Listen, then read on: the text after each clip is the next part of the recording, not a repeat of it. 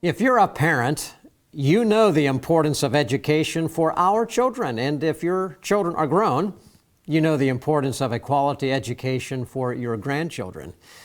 Well, hello and welcome to Stand in the Gap. I'm Sam Rohrer, and I'll be joined shortly by Pastor Isaac Crockett. The Scripture speaks extensively about the education of children. In Proverbs, it says, "Train up a child in the way they should go, and when they are old, they will not depart from that training." The biblical model as given to Israel in Deuteronomy chapter 6 is for fathers to take the primary responsibility to make sure that a God-fearing education is accomplished by example, word, and action so that the children will know who God is and what He has done, and that there's a direct relationship between fearing and obeying God and expecting blessing and prosperity, security, and good health in the culture. William Penn in Pennsylvania and other founders knew that the only way God could raise up a nation or continue to bless a nation would be, as they said, if a virtuous and godly education of the youth was carefully executed. Well, the devil also knows that getting a hold of the youth is a high-level prize. And we know that in our nation, education from the elementary through secondary levels, as well as, of course, university levels, has been infiltrated and hijacked with a rewriting of history, a redefining of truth, and now a generation with less than 2% holding to a biblical worldview.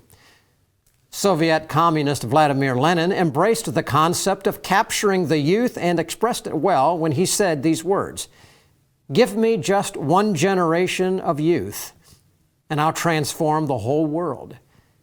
Give me 4 years to teach the children, and the seed that I have sown will never be uprooted." He also said, "Destroy the family, and you destroy the country." Well, the advent of COVID and the disturbance of education has awakened millions of parents across America to what their children are either not learning or perhaps actually learning in their education, particularly public school classrooms. And the aggressive march forward of the so-called Equality Act in Congress, H.R. 5, will create even more dangers for every child in the public classroom as they will be shamelessly taught an evolutionary and demonic view about God, human sexuality, marriage, and the purpose of life. So what do? Well, in part one today, we're going to define Christian education and what it means to train up your child.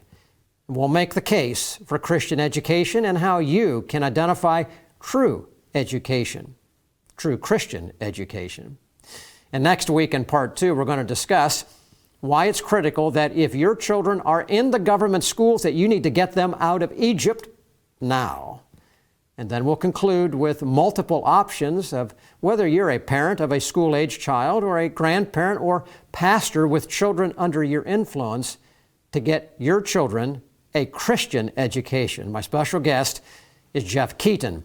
He's the founder and the president of Renew a Nation, and that website is on just the screen right now. And with that, let me welcome to the program right now Jeff Keaton. Jeff, thank you so much for being with Isaac and me today on Stand in the Gap. Thank you so much, Sam. It's a great privilege. I look forward to our time together. Well, we do as well. You know, Jeff, every person has a unique journey in life. So have you. You've had one of those. And I want you to, as a way of helping to explain why you're in education, and as we get into this program, you started out as a pastor, but you are now in Christian education. Looking back, can you have any idea why God started you in the pulpit and moved you now into a focus on Christian education of our young people? Absolutely. I came out of college. I took an inner city church in Miami, Fort Lauderdale, and Christian education was not even close to on my radar. And I end up after 3 or 4 years with 100+ children and teenagers in our church. Most of their parents were new Christians. Many of them had come out of homes of drug addicts and alcoholics. And all of these kids, with the exception of one, was in a public school. And so I said to my student ministries pastor, go live in those public schools. And we ended up leading a Christian club in every middle and senior high school in Broward County, Florida, which was 32 Christian clubs. as I went in and spoke in those clubs, it dawned on me that our children were fighting a losing battle. I had one goal. We had led these young people to Christ. We wanted to disciple them and unleash them on the world. And it dawned on me, I only have these kids for 1 or 2 hours a week at church. The school here has them for 35 or 40 hours a week. And the kids were coming to me and saying, Pastor, do you understand that everything you're teaching us at church, they're teaching us the exact opposite at school? And as I began to learn more and more about what they were being taught, I began to dream. What if I had these kids for 35 or 40 hours a week in my church? Then I could really change their thinking. And did not become a reality in South Florida, but when I moved to Virginia, I was able to launch a school, ended up with hundreds and hundreds of students, and I was able to do exactly what I imagined, disciple children for 35 or 40 hours a week. And oh, what a difference it made. And today there's hundreds of young men and women who came through our school who are changing the world in the area of government, business, medicine, law, ministry.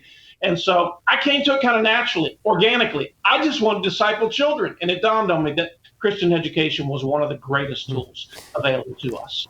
And Jeff, God has done something great with your ministry, and that's why you're on the program today. And ladies and gentlemen, I want you to stay with us because we're going to walk into this next segment in talking about Christian education. And Jeff is going to make the case for Christian education, plus a whole lot more that I think will be of great value to you. We'll be back in just a moment. Truth, flexible or permanent? The Bible, ancient history, or powerfully relevant? Culture, a reflection of enlightenment or warning signs? The pastor, commentator, or frontline combatant? Every day, American Pastors Network speaks to these questions where and when they matter. With hundreds of affiliate radio stations nationwide, a website and mobile app screening today's headlines through the twin lenses of the Bible and the Constitution, educating, informing, equipping.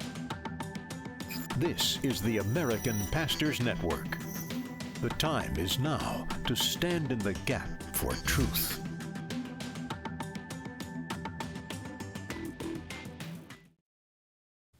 Welcome back to Stand in the Gap, and we're talking with our friend from Renew a Nation, Jeff Keaton here, the founder and president, CEO of Renew a Nation. And Jeff, I really like what you were talking about because on this program we're talking about train up a child and training children, looking at the education side of things, Christian education in particular. But I love what you said about a heart for discipling children, because so many times when we think of discipleship, we think of adults, but true discipleship can start when they're children and they can form their biblical worldview. That their children are forming their worldview. And so that is so necessary. And we talk so oftentimes about, discipleship, but for children to think about that and to think, what biblically did God tell us about that? Well, throughout the Bible, but especially in right there in the Old Testament, we see a command to train children. And in fact, Deuteronomy chapter 6, but all of Deuteronomy, Moses is leaving his counsel to the children of Israel, but for fathers to their children, to grandchildren, generation to generation to generation. And I think of of Deuteronomy chapter 6, really giving these commands, fear the Lord, keep all of his statutes and his commandments, but then it goes on and I command you to pass this on to your son and your son's son. And, O Israel, do these things and do this that it might be well with thee and that thou might increase mightily. And he goes on and on. So as we look at this, we see it's important for parents to be involved teaching their children, especially fathers and mothers, but especially even men to take the role here. And so oftentimes we complain about, no prayer, Bible reading in the schools. Well, sometimes it's not in our homes either. But why? Let's talk about education. Why is this so important as we look at this, fearing the Lord, obeying his laws, and that brings these blessings from there of prosperity and life and security. But what does it mean when we're talking about Christian education? What does fearing the Lord have to do with training our children and educating our children? Well, first of all, obviously the Bible says the fear of the Lord is the beginning of wisdom. And if a child does not fear the Lord, they cannot have wisdom. And so in order for a child to fear the Lord, first of all, they have to know who he is. They have to know what he expects of us. They have to know something about what he has done in the past. And when a child develops this awesome view of our holy God, then they naturally begin to fear him, not always just in the sense of they're afraid of him, but they understand his magnificence and his power and his knowledge and his beauty. And when a child begins to understand that about God himself, then they are naturally going to want to obey him and reverence him and worship him. And so what I like to say to parents is that secularized education can never teach a child the fear of the Lord. They can never help a child understand who God is and why we reverence him and worship him and think he's so magnificent. A secularized education can never do that and will never do that. And so if a child in their educational process never develops a fear of the Lord, they will not have great wisdom, and they will make decisions that end up ruining their lives. And so to develop a healthy fear and respect of God is absolutely foundational when it comes to educating a child if they hope to have a bright future. And Jeff, in a bit, I'm going to ask you to make a case for Christian education, and we're going to be talking to you about what that looks like. But in the context of this command to fathers, to their sons and their grandsons, it was a regular thing, which takes me to what you're saying. If a public school has a child for 35 to 40 hours, it's pretty impossible to do the kind of things that Deuteronomy is talking about. So therefore, but the fearing of God is where it started with. That's what Isaac asked you about. But let's move now. I want you to build out a little bit about the obeying God's commands. How does a true Christian education, which we'll define a little bit later, how does that accomplish? How does a Christian education actually accomplish both the fearing of God and then the important part of obeying what God says? Well, I think that once a child has a proper fear and respect of God, they understand that he knows best. His way is the best way. And in a child's heart, we can't just give children a bunch of do's and don'ts. But what we have to do is show them that God's way is the best way. And God's design is the one that actually works out best in the real world. And so I think that, sometimes we've gotten a little bit off path in some schools, and it was real legalistic, and it was just a bunch of do's and don'ts. That's not healthy. But what is healthy, to show them the beauty of God's good design in every area of life. And when we do that and show kids that, hey, if you follow God's commands, it naturally produces blessings on your life and blessings on our culture. And the reason that we have a nation today that is the most prosperous and productive in the history of mankind, with all of our flaws right now, is because our founding fathers understood that if they would obey God's command and operate the government and operate business and operate everything according to his plan, that it would produce a little bit of the paradise that was lost in the fall. And so we must help kids learn that God's laws were put in place to protect us, not restrict us, and that all of God's laws are filled with the love of God. Just imagine our world. Just imagine our world if we simply everyone obeyed the Ten Commandments. What kind of world would that be? You wouldn't need police. You wouldn't need attorneys. Because everybody would be honest. Nobody would be killing anyone, and people would be faithful in their marriages.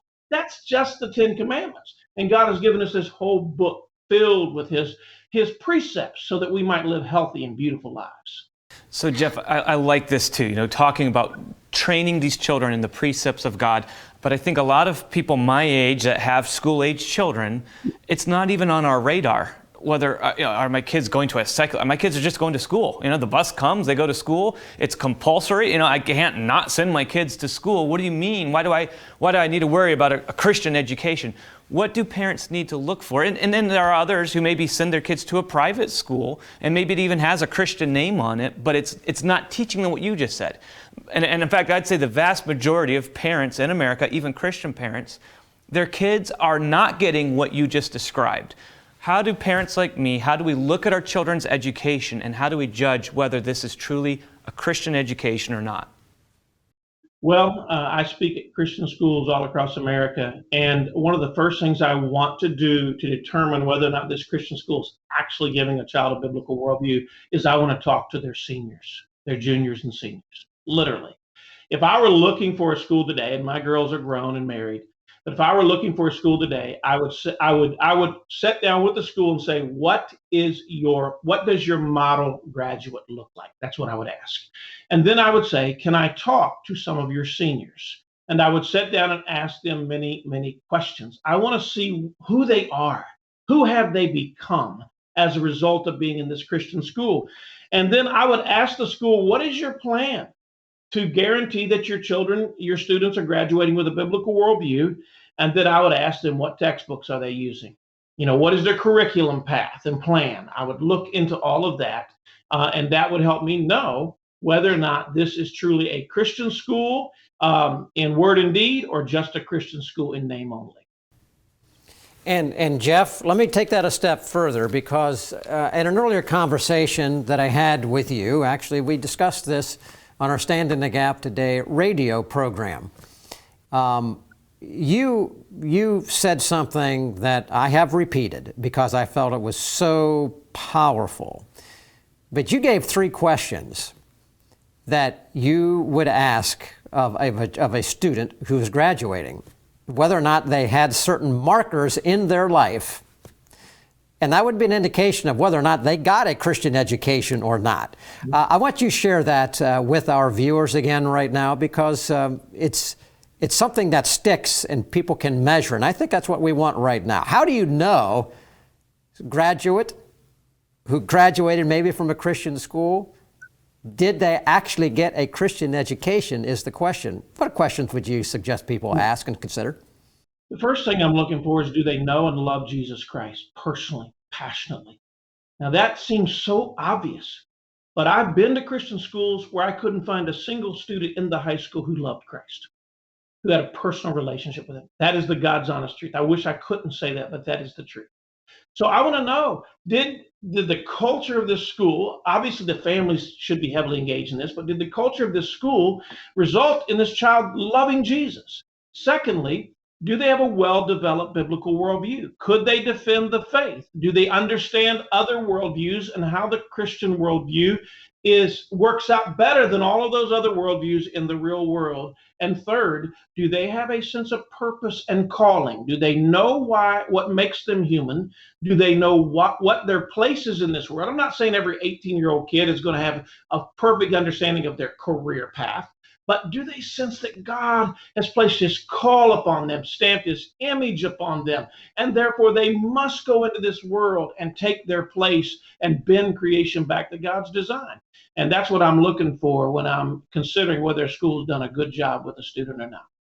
And ladies and gentlemen, as you're watching, I would say, if you have children in school, if you are part of a grandparent, do your children, do they love God? Do your grandchildren, do they love God? Or do your students, teacher in the classroom, do your students love the Lord?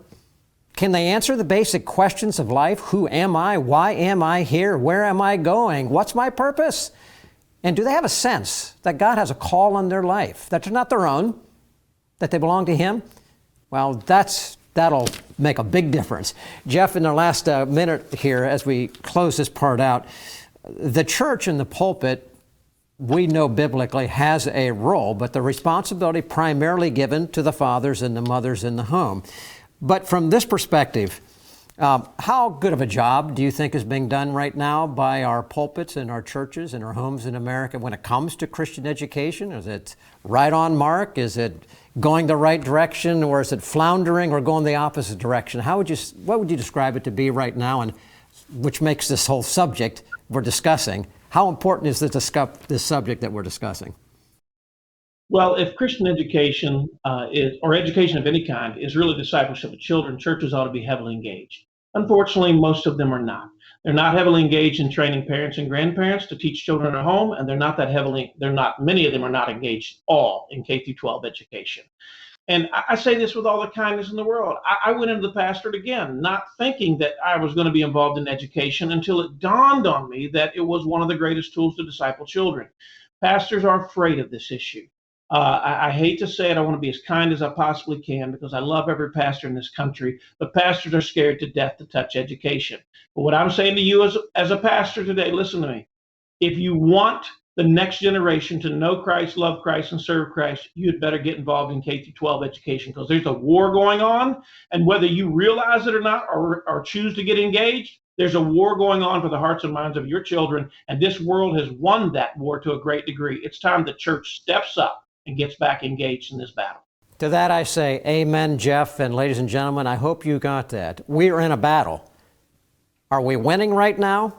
No, I'd say we're not winning. Why? Because we're not doing what God told us to do.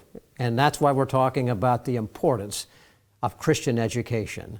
We'll be back in just a moment for some concluding thoughts.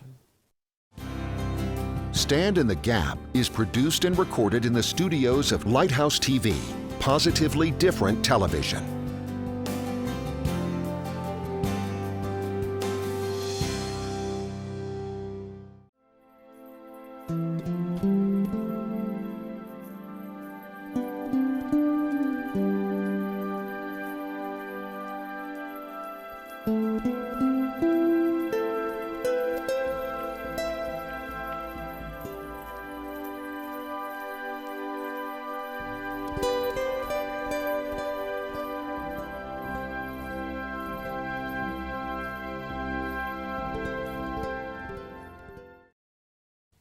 Welcome back to Stand in the Gap. And today, as we talk about train up a child and Christian education, we're talking with Jeff Keaton, the founder of Renew a Nation.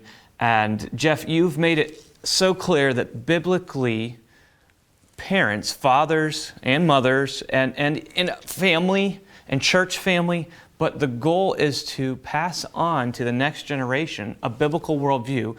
We call that discipleship.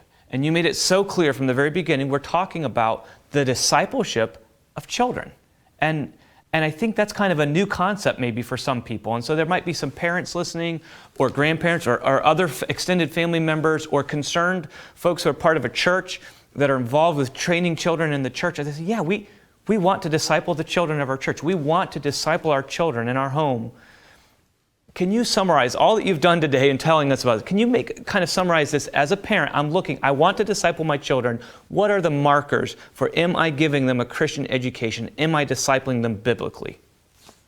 So first of all, I would like to say that our mission at Renew a Nation is to inspire and equip the family, church, and school to give children a biblical worldview. That's a three-stranded cord that is not easily broken. When the family, the church, and the school are all teaching God's truth, all going in the same direction, the chances of those children growing up to know, love, and serve Christ are really high. So again, as I kind of mentioned earlier, the goal for every parent is to, first of all, take responsibility. It's not some pastor, it's not a group of educators at a Christian school or a non-Christian school. It's not their primary role to make sure your children grow up and know the Lord and walk with the Lord and understand how to defend their faith. That's your responsibility. And dads, listen, it's ultimately your responsibility. And you need to take charge of that and not just hope and pray it happens, but put together a plan of how that can happen. This is a shameless sales pitch, but we have a brand new book coming out. It just crossed my mind called 50 Things Every Child Needs to Know Before Leaving Home.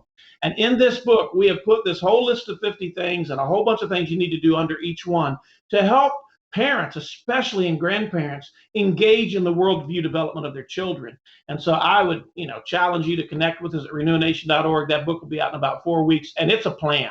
It's an absolute plan to help every parent be able to do that.